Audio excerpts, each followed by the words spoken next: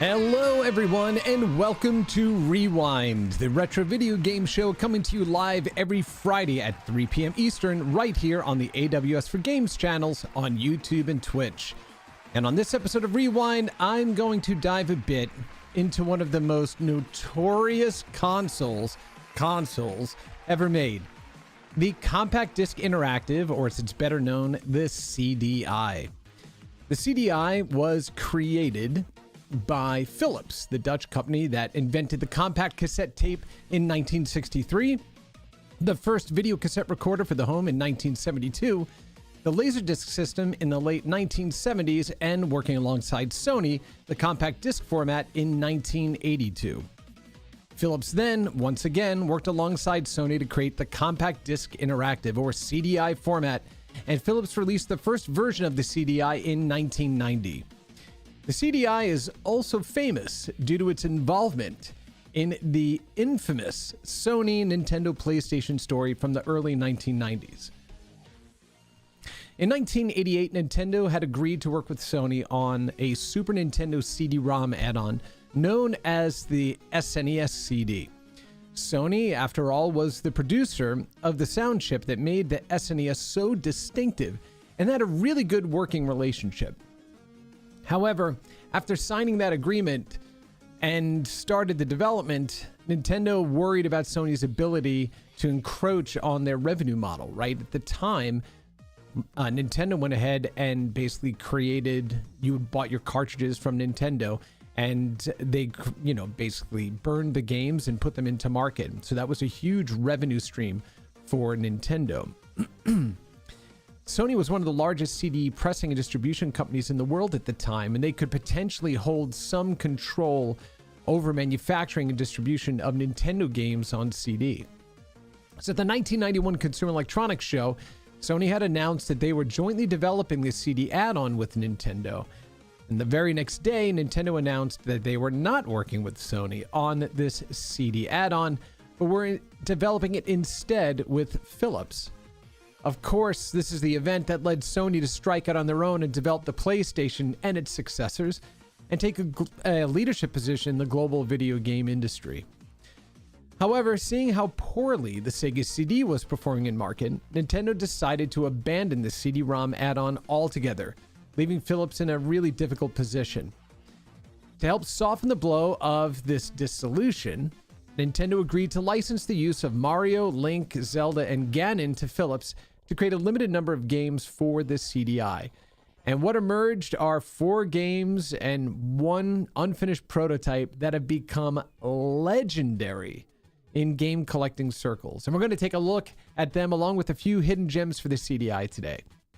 Now remember, the term multimedia was being touted as the next big thing at that time. Microsoft was pushing the Multimedia 1.0 standard. We would see the 3DO launch as the interactive multiplayer, and calling a machine a multimedia player sounded good to adults. The CDI leaned on the ability to play music CDs. With an MPEG expansion card, it could play full motion video, full screen video for movies and games. There were educational titles for the family, and of course, the promise of video games. But the hardware was designed for video playback with interactive elements that could be overlaid on the image, not as a dedicated video game console. And as a result, the system would prove to be underpowered for just about everything but the simplest games. and full motion video games like Dragon's Lair, Mad Dog McCree, and others.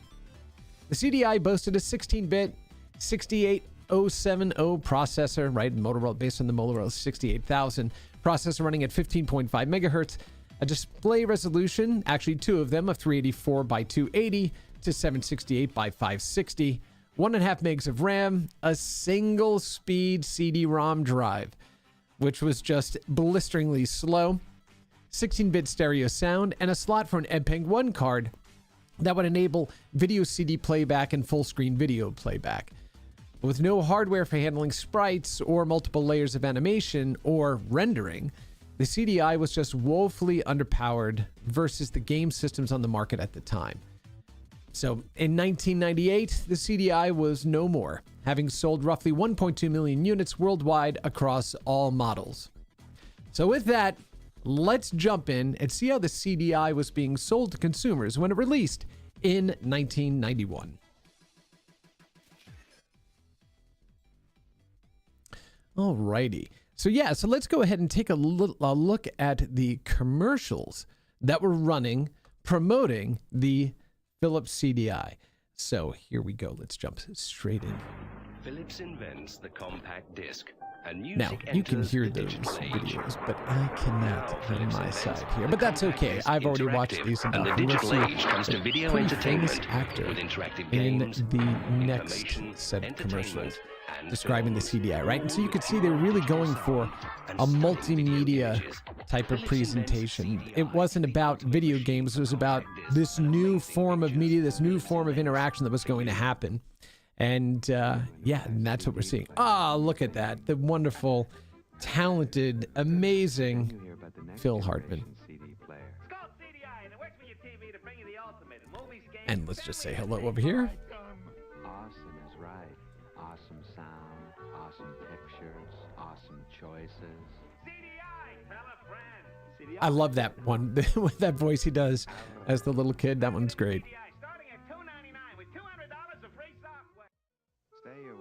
TV in this guy. Yeah, that tagline, it's CD for your TV. Everyone was trying to figure out what the heck, this CDI was, right? What CD technology was going to be, how they're going to use it. And so this was, again, at the time, it was bringing multimedia to the television, right? Compact discs were brand new. Laser discs really failed to catch on in market. And so this was the next big step forward, right? $299. My goodness gracious. So that's a little bit of how the CDI was being marketed. Once again, it was not really marketed as a video game machine. This was a multimedia system that that could play all different forms of content and this new compact disc medium, right? So that is a little bit about the CDI. So what I'm going to also do is I was like, you know what? One of the things that happened with systems like this at the time, it happened with the Jaguar, it happened with the TurboGrafx 16, was they needed to go ahead and sell these through infomercials and things like that.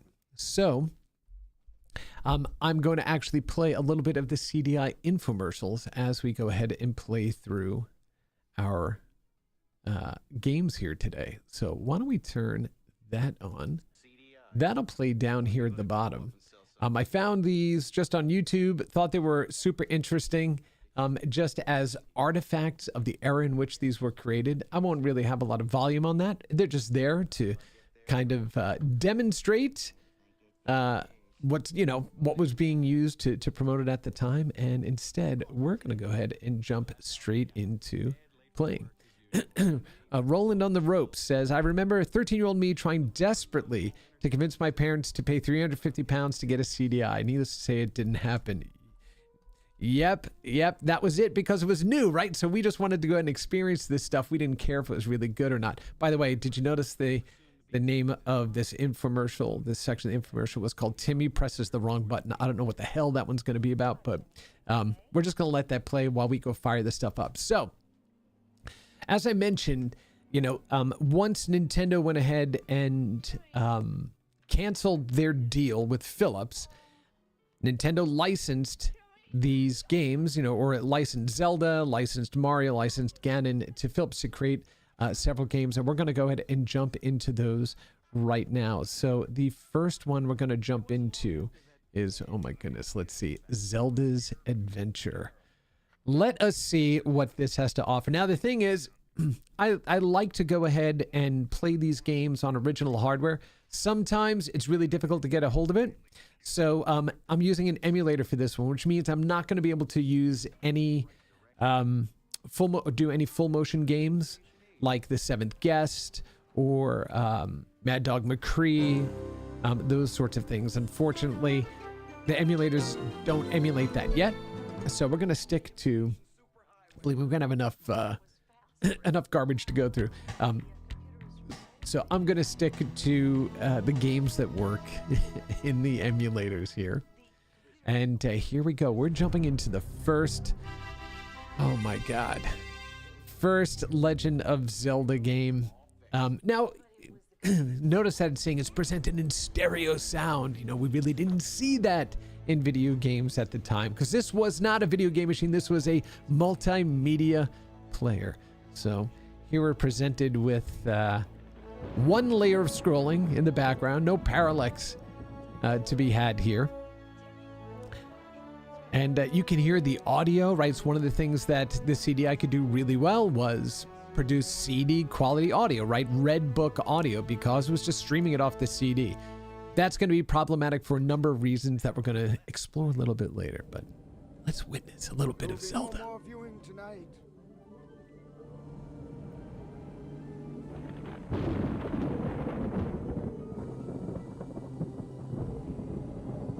Now you remember, like I said, at the time this was released, we had not seen video this clearly on a CD-based system, right? We're used to seeing this on VHS cassettes or Laserdisc, but not on a game, on a quote-unquote game machine. And so it was that Ganon, Lord of Darkness, had taken over Ptolemaic. He had stolen the treasured celestial signs and captured Link. A brave warrior would What I also have to find be funny found to is face this in the evil 3 monster. Zelda games, 2 of them use the same type of animation for the cutscenes that you'll see. This one took a divergent path.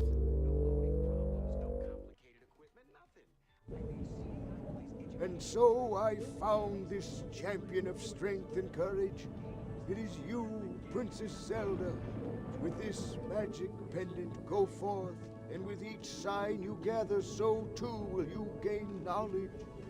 Find your magic wand, use it wisely, and listen to your allies along the way. Go now, my princess, restore the celestial signs and rescue Link. Horrible.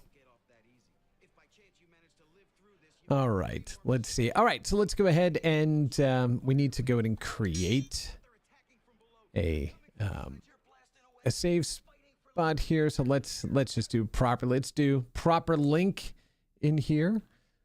Let's see. Oh, listen, that whoosh sound. Yeah, there you go. Oh, okay. Oh, this blisteringly so. Now, the other thing, too, when the original CDI launched, it included a multimedia controller. So it was a regular television controller that had a joystick at the top. Terrible, terrible. Eventually, they released a gamepad for it, but that also didn't make it a whole lot easier to play as well. So, all right, here we go. Let's go ahead and jump into a little bit of Zelda here. So look, they're using digitized backgrounds. They're using these digitized sprites to go ahead and, you know, create an experience that the system really couldn't handle. And you notice that pause in between each of these screens. Yes, it just lags as it's going between each one of these. And I'm going to try to discover what all these buttons do. I haven't played through this yet. So let's go ahead and see on the map. Oh, no, that wasn't it. It must be this button. Let's try this one. Here we are on the map. Nothing has been uncovered. Just like in the latest Legend of Zelda games, you can't see the map till you get a little further down the road. All right, let's get back the hell out of this and let's see what is over here. Oh, there's some runes. I don't know if we can... Oh, stop doing that. Okay, don't know what those runes mean. There's some other audio that kicked in before we even got there. Oh, because there we are at the water, and there's some enemies there. I don't have any weapons on me, so don't know how the hell I'm supposed to fight them. So maybe I need to go back and try to find a place. Oh, look at all these enemies, too, that are just ridiculous. They have nothing to do with any of the enemies from The Legend of Zelda. Just, terrible.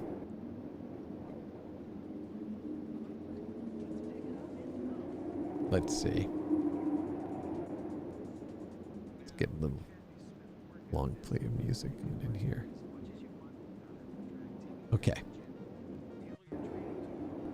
Just a little music in the background there. So I don't know what the hell I'm supposed to do. If anyone's ever played this before, go ahead and pop some stuff in there. Okay, so now I'm back here.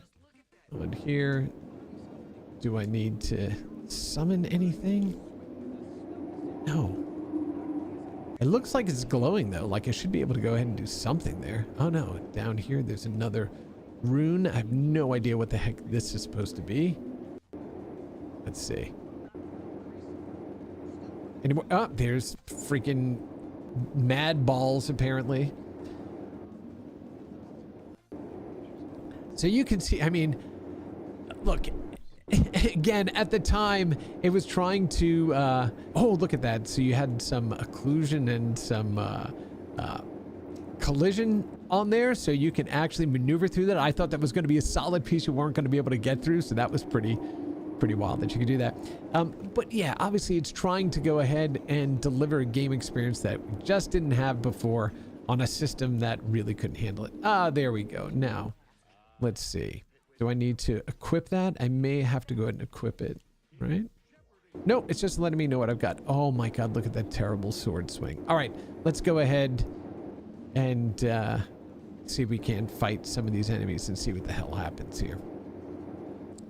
So again, this one is probably less well known of these notorious Nintendo games. You can also hear there's no real sound effects being played apart from the wind, because typically what would wind up happening, even though it had multi-channel audio, a lot of the audio was coming off of the CD or this CDI CD, and so it couldn't go ahead and play the music or background noises and the sound effects at the same time. We're going to see that happen in Miss Pac-Man. We go ahead and play that, how just weird it is. Let's see, full motion video back then on PC were like 160 by 120 single digit FPS, if you remember correctly. You do remember correctly. That was, yes, super low resolution, super low frame rate, because that's basically what all the systems could handle. In looking at older games like Myst, for example, right, when full motion video first was becoming a thing on PCs, what the artist did in a game like Myst was they would make the backgrounds or the environment a static image, but then only have a very small piece of it animated. So in the very beginning of the game, when you step into an elevator, you can only see through these little bars on the elevator door to the rock wall on the outside. So when you press the down button and the elevator starts to move, you can see the little rock wall animated through just those small little bars. So it felt like the whole room was moving, but they were only animating this postage stamp. So artists needed to go ahead and work around those limitations to create the experience they wanted to create. And that's exactly what we're seeing here. The system was not really capable of delivering this type of experience, so they were trying to approximate it the best way they could in a brand new system, right, that they had never, you know, they were new to developing for. And again, it has nothing to do with none of the enemies, none of the environments, even the protagonist, right, have nothing to do with The Legend of Zelda. We've not seen any of these enemies. I don't believe they are considered canon in any way, shape, or form. But yeah, so this was the first, or one of the first of the Zelda games on the system. So this is Zelda's Adventure. We are going to get out of this one and get over to the other ones because I want to see the hilarious animated cutscenes that go in between the levels, the bombastic soundtrack for these games. Oh, look at that. Oh, it's actually bleeding out of its eyes. Again, that's not something that we would typically see in a Nintendo game, let alone a Zelda game. So that was, yeah, that's pretty crazy. Pretty crazy, actually. Damn. All right. All right, yeah. Let's, yeah. Okay. All right, so we're going to go ahead and back out of this one now and jump into, and although I really do want to go explore that now, how do I get into the water? Oh, did I get in the water? I got into the water and that basically bumped me back, right? Yeah, how do you get into the water to get into that bleeding face cave? That's, shoot, mad balls. Mad balls. All right. Let's get up and out of here. Up and the hell out. Oh, shoot. Yeah, and like, you know, I'm just triggering going into the different ones. Okay, that's enough of that nonsense. That was the very first, or that was one of the 3 Zelda games. Let's go ahead and jump in to the next one. Okay, so this, let's see, I believe this is the second one. Let's go ahead and check. So yeah, do you remember seeing these? If anyone had a CDI, or if you're a collector, have you played any of these games before? I'd be really interested to know if you have. So yeah, let's go ahead and jump into the next one. Oh, listen to that startup sound. That just sounds like a multimedia player, right? It doesn't even sound like a video game player. It sounds like a multimedia machine, right?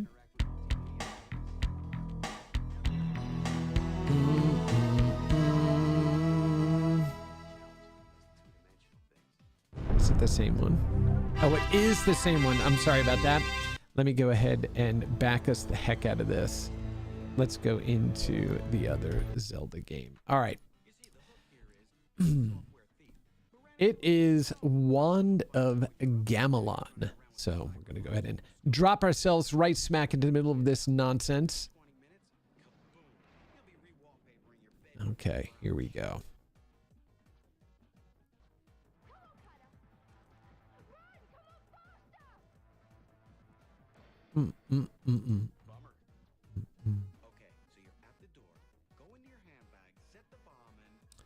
Okay, why isn't it going? There we go. All right, now we are playing that. Very good. Okay, here we go. Here we go.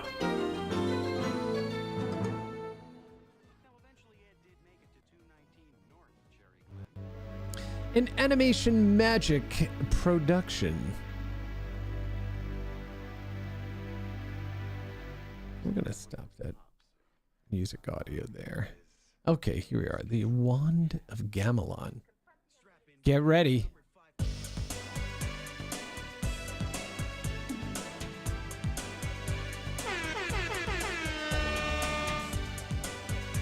Listen to that music, for goodness sake. I'm going to turn that down a little bit here. That was a bit loud and up there. All right, here we go. Start this game. Duke Onklet is under attack by the evil forces of Ganon. I'm going to Gamelon to aid him. But Father, what if something happens to you? I'll take the Triforce of Courage to protect me. If you don't hear from me in a month, send Link. Ampa? Don't worry. Ampa? The Triforce of Wisdom promises the king will safely return. Enough. My ship sails in the morning. I wonder what's for dinner. Oh boy! I'm so hungry, I could eat an Octorok! Ugh, just terrible. A whole month gone, and still no word. I'm certain he's all right. Yeah, that old Ganon's no match for the king. Link, go to Gamelon and find my father. Great! I can't wait to bomb some Dodongos! Wake up, Impa. We're going to Gamelon. All right, dear. I'll get Terrible.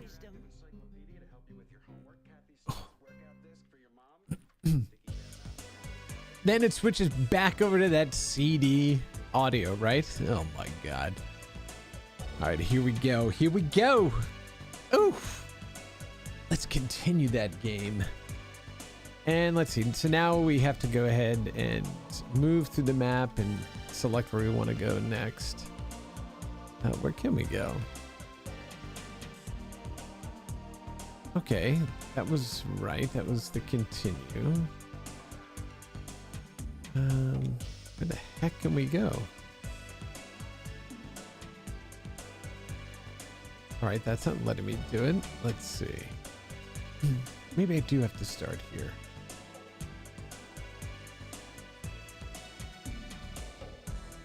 Oh, there we go. All right. Okay, so now we're jumping in. Oh my goodness. All right, so yes, so this is one of those games where you have to press up to jump. Absolutely terrible. You also notice that there are no real sound effects in this because once again it's streaming that CD audio and it didn't have the ability to also go ahead and play those audio clips at the same time. So music, why is there this rock and drum beat for Link here? I don't know, but we've got it. Enemies spawn sporadically, and you leave one side of the screen, which can't stand that when the respawns happen just because you hit a certain part of the screen. All right, let's see. Press up to jump. No, gross. Gross. Oh my God, look at how brutal this game is. Okay, get this pig there. Down. Okay, get these guys here. There we go. Can I go up there? No. Oh, come on. It's so hard to tell what you can jump on and what you can't. Okay, I jumped over that. Okay, and he just ran through it. Come on. Can I go in here? No, I can't. I just fell down there. Can I go in here? Where? What the heck? Okay. How the hell did... Okay. It's just absolutely terrible. All right, we're going to try this one again. Let's see. Aduenu. I guess how you pronounce that. Ugh. Okay, here. Let's go and figure out where that point is. Oh, yeah, also, notice... So when you duck... Okay, if I just stand there... Okay. When you duck, you stay ducked, and so you're crawling there. Okay, what's that for? Is that going to take me back to the map? It's going to take me back to the map. Terrible. All right. Let's go figure this thing out again. Oof. Oof. Oof. This is not what you expected after, playing The Legend of Zelda. Or even Zelda 2. This is not what you wanted to see. Right, this is painful. Painful for the Zelda fans back in that era. My goodness. Okay, jump. But you can only jump straight up? Can't jump diagonally? Okay. And he doesn't want anything to do with me. All right, come on. Jump, jump, okay. Jump. Pig through the fence. Come on, turn. What is this going to let me do? It's going to let me go in anyway? No. It doesn't make any damn sense. It's locked. Oh, thanks for letting me know that. Great. Locked. So now what the hell am I supposed to do? Oh. This is ridiculous. Just ridiculous. All right, one more time. Got to at least get off this one stupid screen. Of course, I'm crouching now at a Nintendo crouch. Ugh. You know, again, when we're looking at these sorts of machines, these machines were at the dawn of the multimedia era, right? And so they were just trying to make stuff that worked and didn't really work very well, right? Okay, can I go in there? No. Okay, why is that doing that? It's not letting me... Okay, where the heck are you supposed to go? Okay, that's locked. Okay, don't die here again. Let's do it again. Okay, let's jump. Let's jump. Let's jump. Let's see, can we go in here? It did give multimedia a bad taste for users. Hell yes, it did. Is this gonna let me in? Oh, that's what it is. Okay, what? Okay, this is just ridiculous. Okay, well, okay, at least it left me there. Okay, so where are you supposed to step in here? That's what you're gonna do? Oh my god. Oh my god. All right, so now you see how damn painful this was to go ahead and play these games. So that was the second Legend of Zelda game. Let's go ahead and fire up the third one, and then a good Mario game actually on the system there. So that was Wand of Gamelon. This one is called Link: The Faces of Evil. Yeah, we're gonna go ahead and jump in to that. Also, with the emulators, even though you're emulating this stuff, it still takes a while for it to kick up and start, right? So yeah. Did anybody have any experience with early multimedia? I mean, it was no real different than the kind of stuff that we saw on the PC, right, when it first came out too, when multimedia, right, became the big thing. Of course, you know, look at the infomercials right down here. You know, they're making it look like everyone's having a blast and jumping around. We're actually going to dig into that one next, which is Burn Cycle, one of the few hidden gems on the CDI. And of course, it had a port to the PC, which was really good. Actually, an old game industry contact, Dave Collier, worked on that as well. So, DC, if you happen to see this, yay, good job, buddy, getting Burn Cycle onto the CDI. All right, here we go. More. Gee, it sure is boring around here. My boy, this piece is what all true warriors strive for. I just wonder what Ganon's up to. Look at that animation.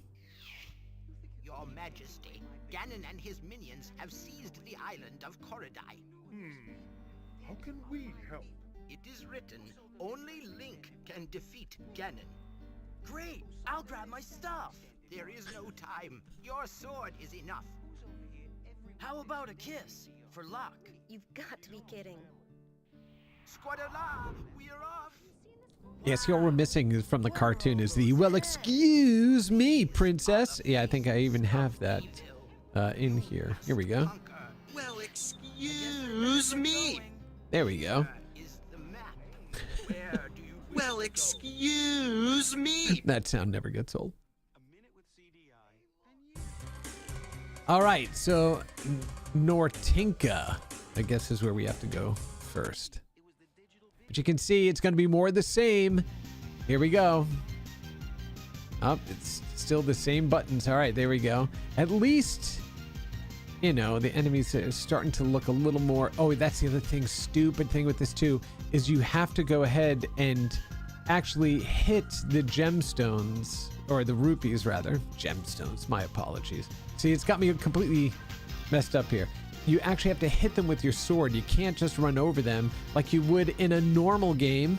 You actually have to go collect them by swinging your damn sword at them, which, yeah, again. All right, so now we got in. Now we know which button. Oh, look at this. There's the stairs. It's not too, I mean, it's not too bad. Actually, let me take that back. It's horrible. But, you know, again, at the time, you can see what they're going for, and it was kind of cool, but still not very. How do I select? Oh, there it is. I got that snowball button there, which is also the exit button. So the action button must be, oh, there. So then all the enemies respawn, which again, terrible. That's just cheap ass programming, right? Can't jump up there. So now I got to make my way back through here with just 1/2 of a heart. And got to make sure you swing and hit all of those rupees. Otherwise, you don't get to pick them up. So ridiculous. Absolutely ridiculous. But look at that. No sound effects whatsoever. Right, being played. It's... So I guess you were supposed to be content with the fact that you had Red Book audio for your game. That's what you had to pacify yourself with, right? So should I be able to walk across that ledge? Oh, look at that. Oh, look at that. All right, let's go inside this igloo now and see what... Ah, there we go. There's the key. Oh, no, I have to jump to grab it. Okay, there we go. At least that wasn't too bad. But you can see, you know, as they start getting more and more characters on the screen, it starts slowing down like crazy, right? Because the system just could not handle it.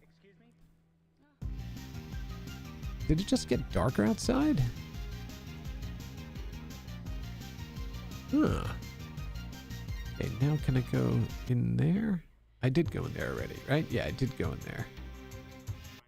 All right, I don't know where the heck I'm supposed to take the key. Maybe I need to take it back out of here to the map.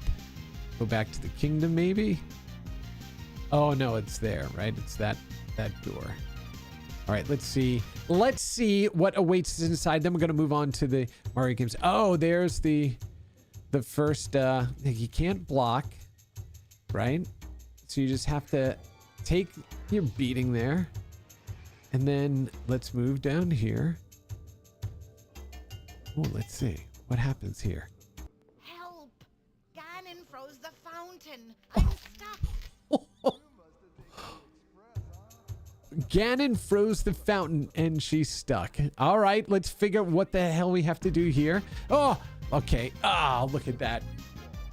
Okay, so, you know, look, I was saying that this was pretty terrible, but I gotta say, I can see myself now wanting to play through it. Once you start to get the hang of the controls and the collision detection, like where you can step in everything, still terrible. Still terrible. Should not be a Zelda badged game, but not as bad as you'd think. Not as bad as you'd think. So I'm gonna go back and give that a shot at a later time. All right, so we're gonna move on to the only Mario game that was released, called Hotel Mario, and it's actually a really, really interesting and fun kind of puzzle game. So we're going to go ahead and jump into that. Then we're going to take a look at the prototype of a Mario game that was obviously never released because it was a prototype. And when you take a look at it in the time in which it was created, you'd see that this would have given, you know, other Mario platformers, at least from a visual perspective, a bit of run for their money. Like if they had developed this further, it could have been, well, it looked like it could have been a pretty competent game, but the fact remains is that it still didn't have the ability to put large number of sprites on screen and animate multiple backgrounds and things like that. So who the hell knows how good it would have been, but here we go. Nice of the princess to invite us over for a picnic, eh, Luigi? I hope she made lots of spaghetti. Luigi, look! It's from Bowser. Dear pesky plumbers, the Koopalings and I have taken over the Mushroom Kingdom. The princess is now a permanent guest at one of my 7 Koopa hotels. I dare you to find her if you can. We gotta find the princess. And you gotta help us. If you need instructions on how to get through the hotels, check out the enclosed instruction book. Ah, yes, the instruction book that nobody gets anymore when you buy a game, right? We used to love getting those, but we don't get them no more. All right, here we go. Hotel Mario. All right, and so we're going to jump in and... Looks kind of peaceful. Looks at the ceiling when Koopas are involved. There goes Mario jumping off Luigi's back right into the level. And here we go. So what you have to do is you have to run around and close all of the doors. You need to close all of the doors in the hotel here. And actually, I just realized that the sound effects... there are sound effects in this one, so it must be the way the emulation is being done on this. Okay, I need to... So what I'm doing now is I'm hiding in the door there, so that way that Goomba can't get me. And so I just have to wait here for the Goomba to move past. And then I can move out, follow him, shut that door behind him, or wait, actually. So now I have to get in here, shut that door, come up here, and I want to shut that door and that door. And now you can see that other doors are being opened. So I need to get there and close that door. So this one from, you know, a presentation perspective, everything is not too bad. It's... Oops. Okay, yeah, I got out a little too close to him. So he turned around. Come on. Shoot.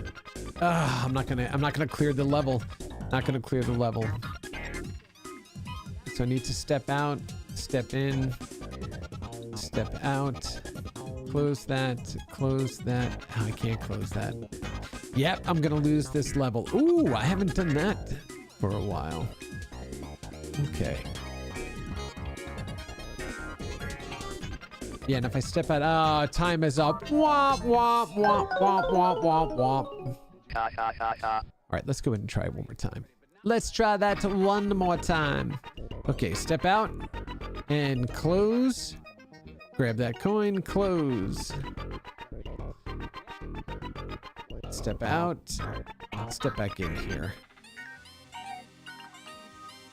Okay, come on. All right, so now what I got to do is wait for him to finish walking past there. Can I do that? Get in there. All right, I did that pretty fast. See, I can hide in the doorway there, so he can't get me. Now I can close that and get up here. And I gotta wait for him to go by. And this is where I think I messed up last time too, right? So, let's see. Can I get out now? Yep. Close that one. Get up. And then 1, 2. There we go. Yeah! Yeah! And so it just starts getting, you know, more complicated and more enemies on screen and more things you have to do as each level goes by. So this one's actually a pretty fun game. This would be at home on any system of its era.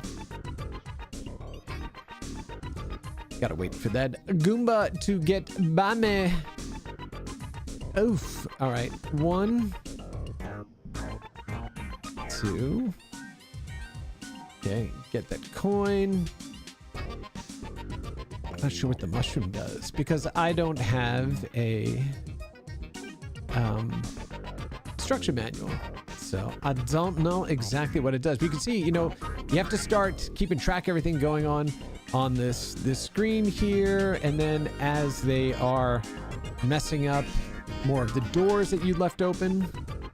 Let me close that one. Let me get in here. Yeah, you can see they've already opened them around the screen there. So I'm not sure what the Mushroom did from a power-up perspective.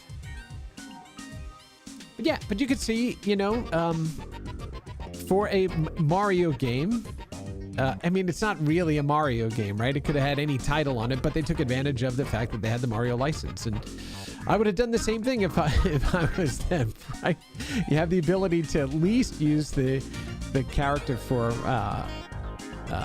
marketing and stuff. So we'll just go ahead and die here. All right, so that is Hotel Mario on the Philips CDI. The compact disc interactive. All right, let's go ahead and fire up the prototype for a Mario game. This was called Mario's Wacky Worlds. And so this was supposed to take you across a whole bunch of different thematically based levels that were like Greek and all these, you know, it wasn't kind of like Mushroom Kingdom fanciful stuff, right? It was more realistic than that. Okay. All right, let's see. By Nova Logic. Nova Logic had done some really interesting games actually on the PC and stuff back in the day, including a lot of progressively generated or procedurally generated environments and, you know, combat-based games and stuff like that. So really good developer, actually. All right, so here we go. We can jump into levels 1, 2, or 3 in the Greek or Egyptian. Let's do Egyptian. Let's see what shows up here. Yeah, so you can see, I mean, it looks like a Mario game that you would expect on the Super Nintendo, but look at how detailed the rocks are. The Mario character as well. Right, we just hadn't seen this yet, and it gives you a little taste of what could have been. There he is, getting ready to fly. Terrible collision detection, and I think the only thing this does is just basically run endlessly. I believe that is the case. Oh, there we go. Well, maybe not. So yeah, but see, I can't go up into the pipe there. It's not gonna let me warp or do anything like that. But you know, the music, right, sounds straight out of a Super Nintendo because it was just recorded and then being played back on CD, right? So this is not you know, it didn't have the same sound chip that was in the Super Nintendo, so it's doing its best to approximate that. Now, the thing is, to get out of this, you have to reset, so I need to go ahead and jump in, or jump out, and then jump back in. So, and of course, we have to wait for it to boot up, because it's emulating the drive, and this is the speed of the drive that you would have experienced back then, right? But imagine that disappointment, you know, you're sitting there waiting for this Mario game to show up, and it just never does. But when you get to see, you know, some of these games in their prototype form, you kind of go, man, what would have happened if they had just gone ahead and finished the damn game? That would have been great to see it, right, on a CDI. Of course, then you would have had to buy a $300 CDI just to play that one game. Let's see if there's anything up here in the haunted level.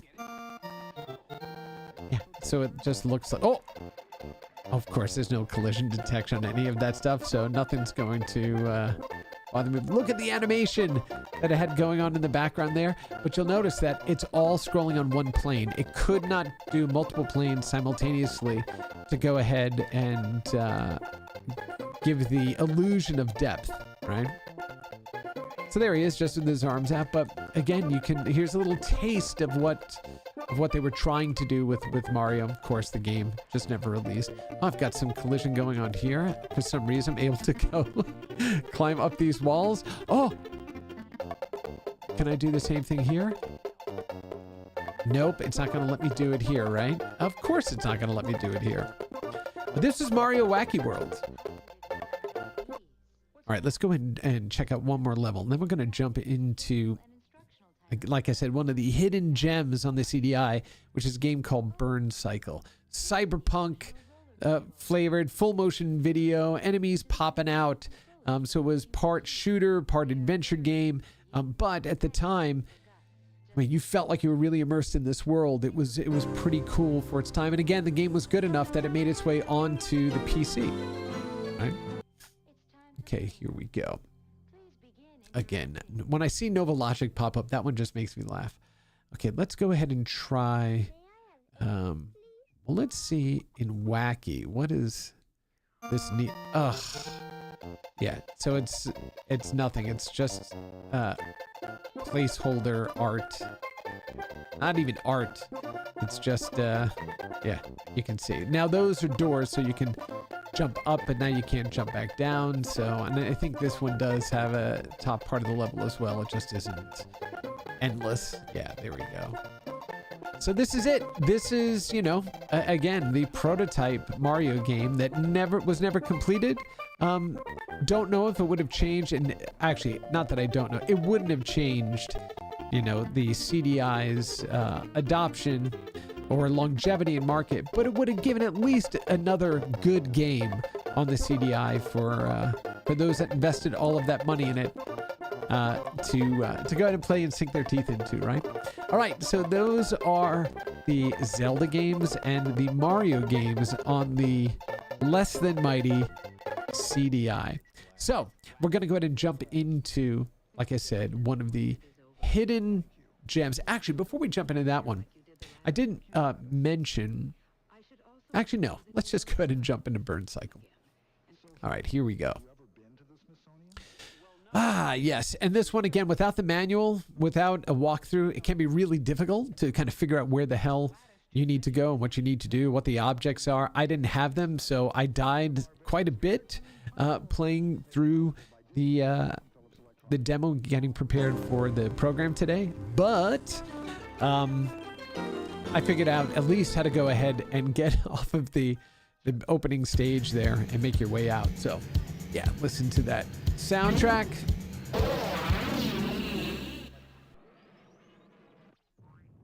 A Trip Media production. Oh, yeah. Seeing you got a little bit of that, Blade Runner-esque sort of environment. You have that cyber punk, cyber-esque sort of environment to play in, right? So you could see how, again, in that era, why this would be so attractive to play. So, all right, here we go. We're going to jump into the new game.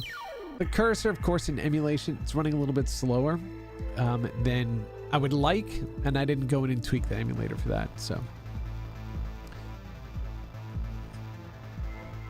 That's got a good cyberpunk soundtrack. It's got a little bit of... There's Dave. Yay, DC. Hooray, hooray. Oh, look at Graham Devine in there, too. Ooh. Cutter, come in, Cutter. What's happening? Are you all right? I tried to This has a little Johnny thoughts Mnemonic, raced around with nowhere to you go. know, to The it as light well. sunlight had put a Packing stuff in your shotgun brain. upside my head and blown a hole clear through my brain. See? Blown a hole clear through his brain. Oh, my goodness, that poor guy. God damn you. Where are you? Got a little bit of light swearing in there. Look at that. All green screened there. All right, so now what we needed to do was move our cursor down here. Let's see, where is it? Oh no, it's over here. Well, first, let's open up our menu. Where's our menu here? Don't want to go there. Let me see. All right. Well, this one, okay, there we go. So this we want to go ahead and drag down here. I'm okay. The data must have packeted. I got a sudden. Yeah. shock rush. He's okay. The data got packed there in his brain. Oh, we gotta get out of there and fast, man. Come on. So booting that system up. Then we go take a look at our map if we need to. So we can figure out where the enemies are and how to go ahead and get out of this maze here. All right. Let's go ahead and get out of here. And now we'll have a reticle that pops up and... All right, got him. All right. So now when we move forward, you can see how it changes. Oh. I'm tracking heavy movements in the tunnels. Lock and load. Lock and load. All right. So you can see the resolution of the image here. And then when we move, you're going to see it, the quality drop, and then it'll pop back up. Right? Come on. Oh, see, I couldn't move the cursor fast enough to get there. Damn it. Game over. Womp, womp, womp, womp. Your life force is running out. Yeah, I know. But you can see what they were going for here. We'll just use the demo here to do the fly through, and it'll show you the different parts of the environment. And what they were trying to do here, again, was to marry full motion video, computer graphics, adventure, high quality audio, and some interaction to create an experience that you just couldn't have on any other machine at the time. Although, you know, if you did play on the Sega CD, which I loved the Sega CD, I also had the TurboGrafx 16 CD add-on as well. Right, there were some full motion games to be had here, but the quality of this that the CD I had over those other systems was better, right, from a full motion video perspective. The problem was the rest of the hardware was so lacking in terms of being able to actually produce good games on top of it, that this is what we wound up with, right? Are the games that are here in the collection. There we go. So you can see, you know, those are all obviously not 3D objects. Those are all, you know, 2D cutouts of everybody standing there. But there we go. Flying around the environment. Burn cycles. Cyberpunk. Full motion video. Little target. Little adventure.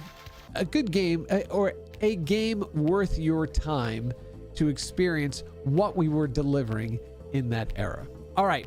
So let's go ahead and jump into one other one here. This one is Arcade Classics. Now, the thing about these Arcade Classics, right, it's, I think, Galaxian, Galaga, and Miss Pac-Man, is that these weren't arcade perfect conversions. These were approximations, right, of those arcade games. I mean, at least for Miss Pac-Man, for Galaga and Galaxian, as you'll see, it looked like the arcade, but it certainly did not play like it. Oh my goodness. All right. There's our... I always expect when I see it to hear the voice go, Namco, but they're not doing that here. Okay, the Arcade Classics.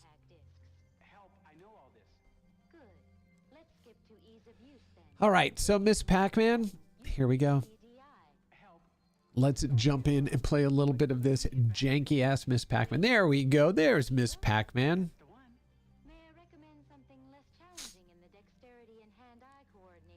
And look, they even had the opening that we would see in the arcade, but obviously the Ghost Monsters look a little different, as does Miss Pac-Man and Pac-Man. So we've got the arcade levels, and now we're going to go. Let's hear that famous music.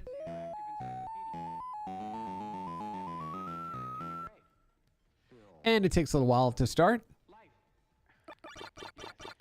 And you can see the animation is completely off. And what you'll start to hear are sounds that don't correlate to what's going on inside of the game, because they were just using, like that one, they were just using the audio being streamed off of the CD. And so I've got that the ghosts being lit up there, but they don't quite sound right. You also notice that there's no sound when the ghosts are playing, and as Miss Pac-Man is now eating those dots. Let's see, does it do that one? Oh, at least it did that one. All right. So yeah, you know, but again, this was as close, well, not as close to the arcade. This was a more, I guess, polished third or higher resolution version of the games that everyone else were playing at home. Yeah, listen to Look, the ghost sounds and stuff sounds crazy. Also, 3 cherries on that stem there. What's up with that? That is not canon fruit for this Pac-Man. My goodness. All right, let's see. Let's at least clear the level out. And then we'll go ahead and jump over to Galaga real quick and at least take a look at that, right? These are the arcade classics. And they are classics, right? They are classic games, but these are not the best versions of these games for the home. Ah, there we go. Hooray, hooray. All right. So that is Miss Pac-Man on it. Let's go ahead and jump in and try Galaga real quick before we wrap up here today. And we're just touching on the entire catalog of the CDI. Again, there's some really interesting games to be had in there, and it's wonderful to go back and see, you know, what they were trying to achieve during its era, right? That it was released. So as a curiosity, it's definitely worth your time if you care about video game history and want to see kind of where some of these games came from. But yeah, not good. Or I should say not great games, but definitely fun to go back and look at them. All right, let's go ahead and take a look at Galaga real quick. I think you deserve a beautiful new compact disc interactive system, complete with infrared thumbstick remote, the optional roller controller for the kids, and the optional digital video cartridge. All right. Ooh, look at that. That does not look good, does it? Oh, look at that one is breaking up like crazy. All right, this is not what it looks like when you play it, but on this emulator, it must be breaking. Obviously, it's breaking. Look at that. Oh, my goodness. That one looks terrible. Oh, I can still play it, though. Huh. Interesting. All right, well, yeah, unfortunately, this emulator is breaking Galaga, so we're going to go ahead and end it right there. Actually, you know what? Since that broke, I'll just do one more real quickly. The one that actually surprised me that was in here is a game called Flashback. So if you've ever played Another World, and then there was a following game called Flashback that made its way to a bunch of different consoles, different systems. The best version of it, I think, for the home was on the Sega CD. Really good version of this game, but I was really surprised as to how good this one looked. Flashback was also on the Atari Jaguar. That was another really good conversion as well. All right, let's see. Philips Media. Thank you, Philips Media. Hooray, hooray.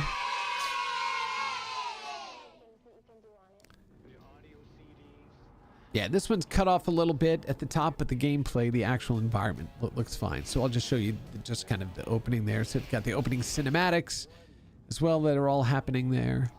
And here we go. Look at that. You're like, oh my God, look at that 3D guys just rotate. No, it's not doing it by himself. Or that's not really a 3D rendered object there. Let's just go ahead and play the game demo so we can go and taste it. So you see it has all of the animations, the rotoscoped style animations there, has all the sound effects intact. The entire adventure is there, including, I believe, the cutscenes in between when you're traveling through the environment. So this was a good, competent conversion of a good game. So there are some good games on the CDI. They are few and far between. But if you dig them out, there is fun to be had if you happen to find an old CDI system in your parents' attic somewhere or at a garage sale, or if you just go out and try the emulators and play some of these games. Again, if you are interested in video game history, it is definitely worth taking a look at what the CDI had to offer in the era in which it released. And so with that, it brings us to the end of this week's Rewind. And so I want to thank you all for spending your Friday afternoon with me here on Rewind. We're here every Friday at 3 p.m. Eastern to go ahead and brighten up your day, get you ready for the weekend with a little retro gaming review. And if you are a video game developer of any size, from AAA to indie, Make sure you head on over to aws.amazon.com to discover the products, solutions, and services that we offer to help you on your cloud game development journey. And of course, as always, I want to give a special shout out and thank you to Waterflame for allowing us to use his music here on Rewind. Make sure you head on over to his YouTube channel at Waterflame Music to check out his incredible work. And as I've mentioned multiple times, if you care about preserving the history of video games as much as I do, make sure you head on over to the Video Game History Foundation's website at gamehistory.org. This 501c3 organization, of which I'm a founding board member, is doing incredible work to preserve the history of our industry for future generations. So once again, I want to thank you for spending your Friday afternoon with me. Have a wonderful rest of your day. Have an awesome weekend, and we'll see you next week on Rewind.